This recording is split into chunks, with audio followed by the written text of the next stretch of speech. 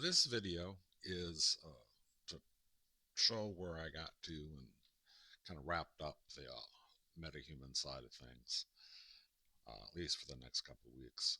The When you go into this, I have a this will be a menu that pops up when you start the editor to go to a different bunch of different rooms, and I've only got the wardroom room set up right now. So if you click to there, it goes to the wardroom room, and you could change.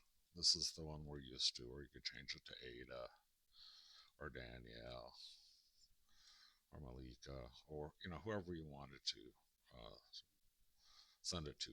Now, oh, wonder why that happened. Huh? Who knows? The So I'll go back and we'll set it to Ada. But why would you want to do this? This for the okay, you're doing this to create a look or the for the NPC. Here's how you're customizing the NPC. So let's go ahead and pick uh, Malika. I've got Ada and I think Bernice already out there. And then, you do, how about some sweats? So we'll make her really casual. Uh, we'll put her in a hoodie. And, and and these are the ones that I've only got single materials against. So they're the ones I brought in from different spots besides uh, the the default metahuman. I'll give her some sneakers. So there you go. There is my character, and we want to call her, let's say, Malika Jog. Malika Jogger. Well, what does that do? I saved Malika Jogger, and that means I've saved what's known as I'm calling an NPC variant. And an NPC variant means a dressed NPC. And if I go look in the data table associated with that, it's called NPC variants. I've got three now. I've got one called Ada Casual, Bernice Yoga, and Malika Jogger. And you could go in here and if you didn't want to go all the way back to the wardroom, you could just swap out the stuff here.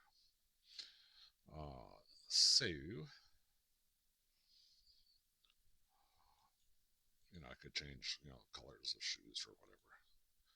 So I'm going to save, and I'm going to go over to the other room. This is why you set these up. So that's how you assemble the character, basically, or not assemble, but create the customized clothed character, NPC character. If I go back to maps and go to a gameplay level, now has got, I've just got two. I got to stop these from being naked, but two NPCs. And if I go in here and I say, down here you see is where you set that. So I could set that to, what did I call her? I called her Malika Jogger. Malika Jogger. And that will change it when we start the game. This will be the Malika Jogger.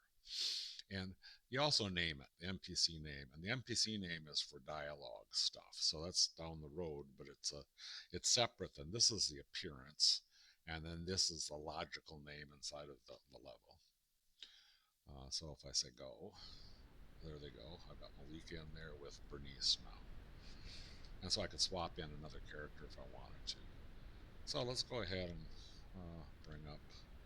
I just clicked on M because that's how you get the harness or the test harness up. And let's just have them test talking. And so, first of all, select the character you want to talk. Bernice is one on the left. And so I can have Bernice talk now if I want to. I can have Bernice say something. Now it's going to have, they're just playing wave files right now. And of course, the wave files I got from AI, and then also I went through the AI process and created the wave file and the Visine map. So I could go do this.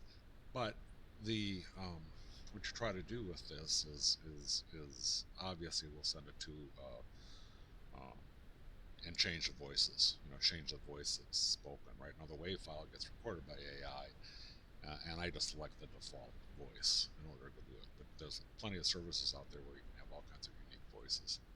So I'll just pick one of them here, and these are just test things. So 5 vivid vines wave forward. there she's talking, and you see they're both looking active and occasionally blinking and moving their eyes just to make them realistic. Now I could go say, Malika, I want you to say, something different. You can say, Mom made maple muffins. Mom made maple muffins. Okay, so you can see they're both. I can choose which one I want to animate and talk, and of course, down the road when this is in the when we're building up scenes and doing cinematic kind of stuff, we'll have something else besides a tester doing it. You'll have like either the cinematic sequencer or something calling these in. So then I can say, the other thing I can do is say, I'm on Malika now. So I could change Malika's preset look. I could make Malika angry. So, and I want to have her angry and say something here. I want to say, oh no, the boat won't float. So she'll be angry when she says it. Oh no, the boat won't float. She looks, not that angry. So I could turn up the intensity on the anger, right? Oh no, the boat won't float. See how mad she looks. I could go over here and, Bernice can be happier. She can be really happy. I make her really happy. I'll make her ridiculously happy. So, and she's happy because Joe got shiny new shoes. Joe chose shiny shoes. I don't know. Oh, it showed concerned, not happy. I must have missed it. There she is. Joe chose shiny shoes.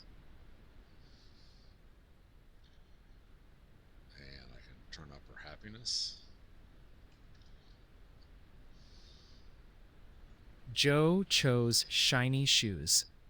There she is. So there you go. So you'll be able to control most everything, and you can control all these characters. If you really wanted to get into it, rather than I could make them blink faster. You can make them move their eyes crazy, whatever. You can make them nod their head way different. But there they are. I've got it kind of all working here. I've got animations working. Let's go ahead and look at that.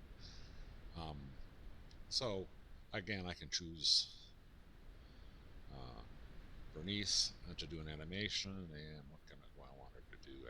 I can make it just be angry or something.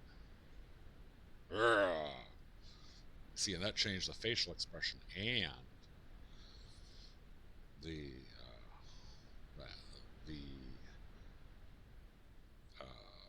facial expression and the body expression. She's cocky now. Ha ha! Yeah, man. And I can do the same thing again, choosing Malika, and Malika can be, she can be cheering. Yeah, yeah, yeah. So there you go. I got everything hooked up now, and it's a good place to be at right now. So now I'm gonna start just wrap this up, put it in. It's all in the plug-in, and then move on to putting these NPC characters like you see here in a scene and start dressing the scene and also control dialogue and start building the tools to get the better dialogue and better voices and things from AI. So that's the next set of things I'll start on next week.